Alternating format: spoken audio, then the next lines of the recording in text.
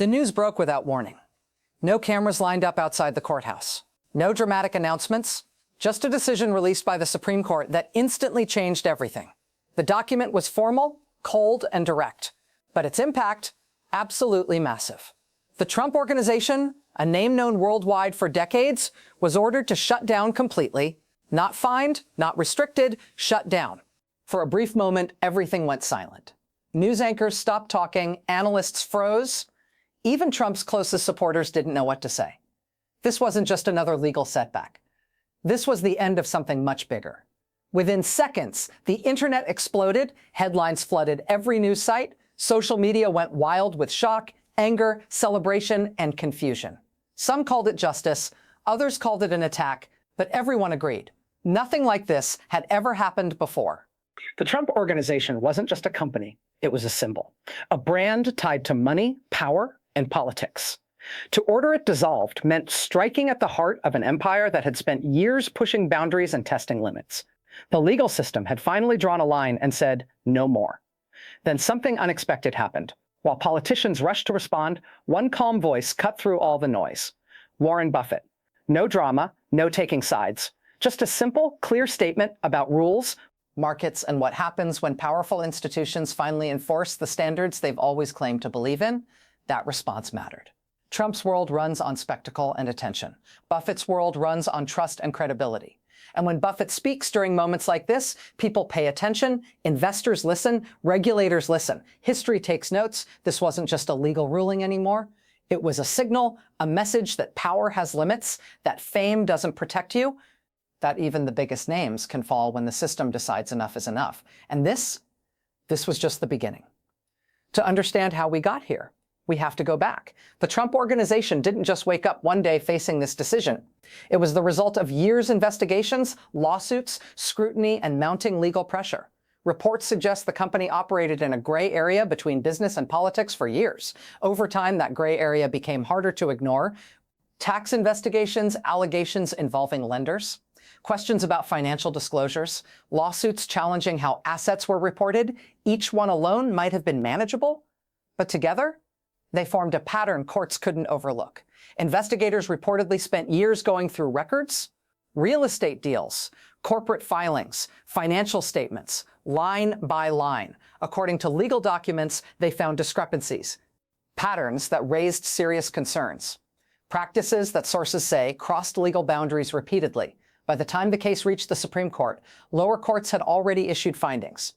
Judges pointed to what they described as misrepresentation, questionable internal communications, and financial practices that allegedly skirted the law. Trump's legal team fought hard, filing appeals, arguing technicalities, warning about economic consequences.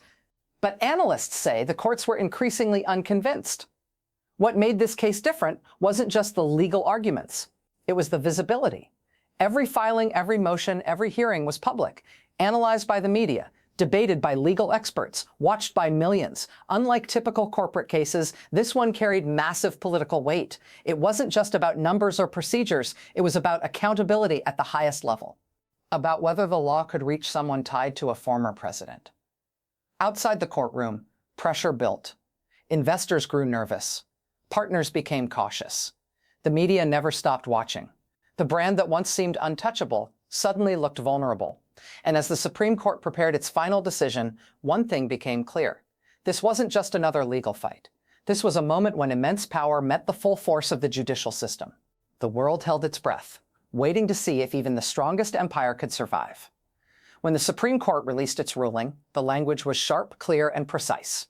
No drama, just facts, legal precedent, and interpretation of the law. According to the decision, the court found that the Trump Organization had repeatedly misrepresented its financial status in ways that violated corporate and civil regulations. The justices emphasized these weren't minor mistakes or accidents. They described them as systemic issues built into the company's structure. The ruling went further than fines or limits. The court concluded that the organization's structure made it impossible to operate legally without continuing violations. That left only one option: complete dissolution. By ordering the company to stop operations and liquidate its assets, the court sent a powerful message: Te and clarif aid to tussle and to law jury encourage kind of wherever was they ready to publicans. I just see wing players, Tim.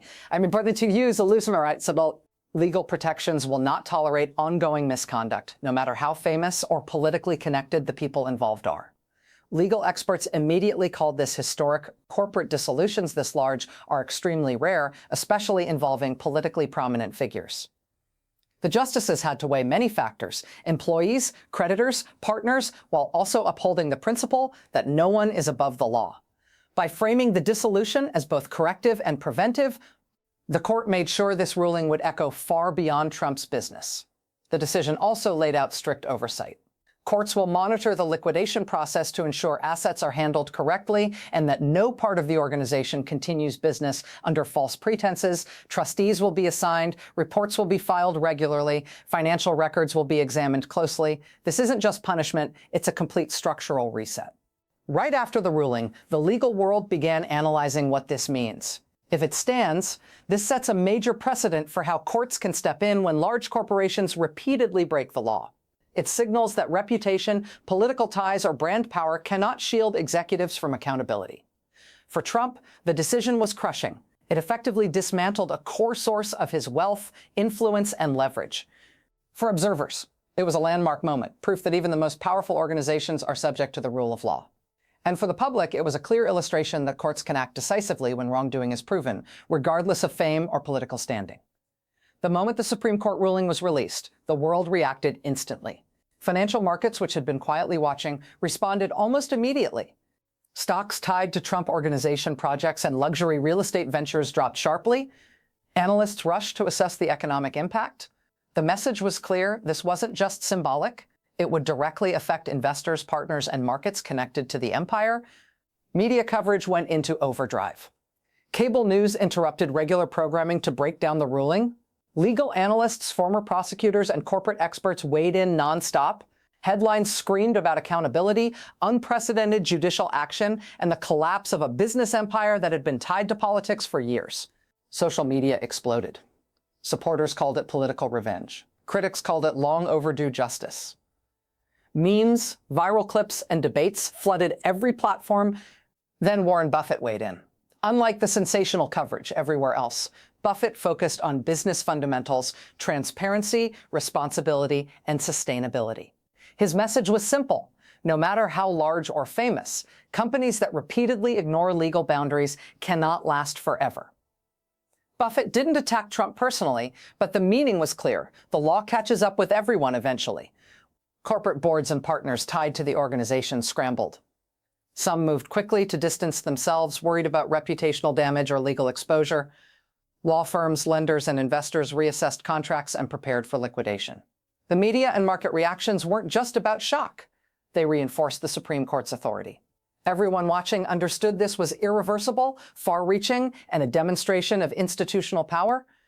By the end of the first day, the story dominated headlines, trending topics, and conversations everywhere from boardrooms to living rooms to social media feeds across the country. The world had watched a legal hammer fall, and no one could ignore the magnitude of what had just happened. Trump's response came fast and fierce. Within minutes, statements flooded press releases, interviews, and social media. The tone: outrage, defiance, and theatrics. For Trump, this wasn't just about business, it was deeply personal. The organization had been the foundation of his brand, wealth, and influence. Its forced shutdown felt to him like an attack on his legacy. Trump's messaging tried to frame the ruling as politically motivated.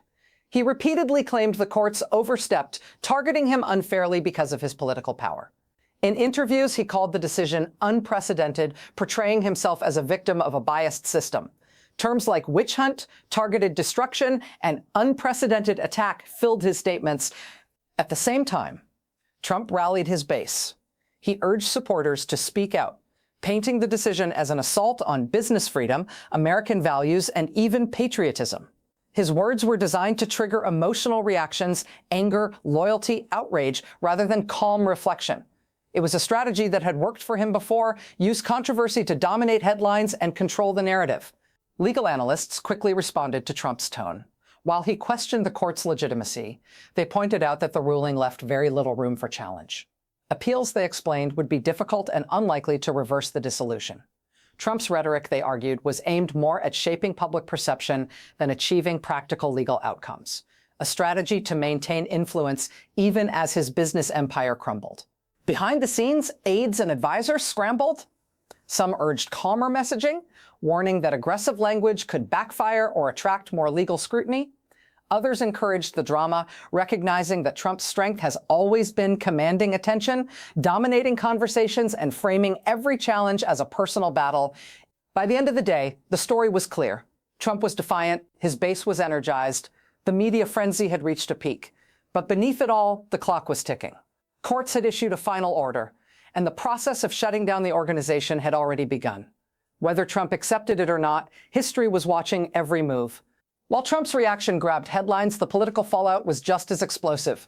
Republican leaders, who had long walked a tightrope between loyalty and self-preservation, suddenly had to respond to something almost no one saw coming. The dissolution of the Trump Organization wasn't just a business story, it was a political earthquake. Every member of Congress had to consider how this would affect their careers, credibility, and relationship with the former president. Some Republican lawmakers quickly distanced themselves from Trump's rhetoric. They carefully worded their statements to respect the court's authority without directly criticizing him. Moderate Republicans in swing districts, already worried about losing voters, expressed cautious support for the rule of law. They emphasized that the judicial system operates independently and that no one is above it. For many, this was the first time they publicly acknowledged that Trump's business empire could be held legally accountable. At the same time, Trump's staunchest allies rallied to his side. They condemned the Supreme Court decision as a politically motivated attack designed to weaken him. They framed the ruling as part of a larger pattern, elite institutions targeting conservative voices and businesses. They urged supporters to resist what they called an unfair, broken system. Social media became a battlefield, with hashtags supporting Trump trending alongside one celebrating the court's decision, exposing the deep divide within the party and across the nation. Behind closed doors, party strategists debated what this meant for upcoming elections. The worry was twofold. Could Trump's defiance energize his base enough to dominate Republican primaries? And would moderate Republicans lose credibility by appearing to side against him? Some argued staying silent was no longer possible. Every lawmaker would be judged by their response. Meanwhile, Democratic leaders seized the moment. They highlighted accountability and the rule of law, framing the dissolution as proof that legal institutions can act against power at the highest levels. They emphasized the importance of checks and balances in protecting democracy. Their messaging raised the stakes even higher, turning the story into something bigger than business or law. It became about the direction of American governance itself. By day's end, Washington was in chaos. Party lines were tested, alliances questioned, the very idea of political loyalty was under scrutiny. The Supreme Court's ruling had set off a chain reaction, one that threatened to reshape the political landscape for months, possibly years. Lawmakers, pundits, and voters were left asking the same question: how do you navigate a political world where one man's empire can collapse overnight? The reaction wasn't just domestic, it went global. Within hours, international markets and investors registered the significance of the Trump Organization's forced shutdown. Stocks tied to Trump-linked ventures and real estate holdings fell sharply. Analysts scrambled to calculate the economic ripple effects. Financial news networks ran continuous coverage, analyzing the impact on properties, lenders, and international partnerships. Wall Street's response was immediate. Investment firms reviewed their exposure to assets connected to the organization. Bondholders evaluated potential defaults or liquidations. Investors who once viewed Trump-branded properties as premium suddenly reconsidered risk profiles in real time. Market analysts noted that while the Trump Organization's direct financial footprint might be small compared to the overall U.S. economy, the symbolic impact was huge, shaking confidence in high-profile private enterprises led by politically powerful figures. International reactions followed quickly. In Europe, media outlets framed the ruling as a landmark in global business accountability, noting that even leaders with vast influence are not immune from legal scrutiny. In Asia, financial journalists highlighted potential impacts on partnerships and joint ventures, debating whether this ruling would set a precedent for holding other politically connected corporations accountable. Amid the chaos, Warren Buffett's measured response continued to resonate. While markets panicked, Buffett reminded everyone of basic business principles: transparency, governance, and long-term accountability. He emphasized that markets ultimately respond to structure and reliability, not celebrity branding or political power. His remarks circulated widely, contrasting sharply with the frenzy surrounding Trump's public statements. The combination of financial turbulence and media amplification created a perfect storm. Headlines worldwide underscored how unprecedented this was, and the global audience began to understand this was more than an American legal story.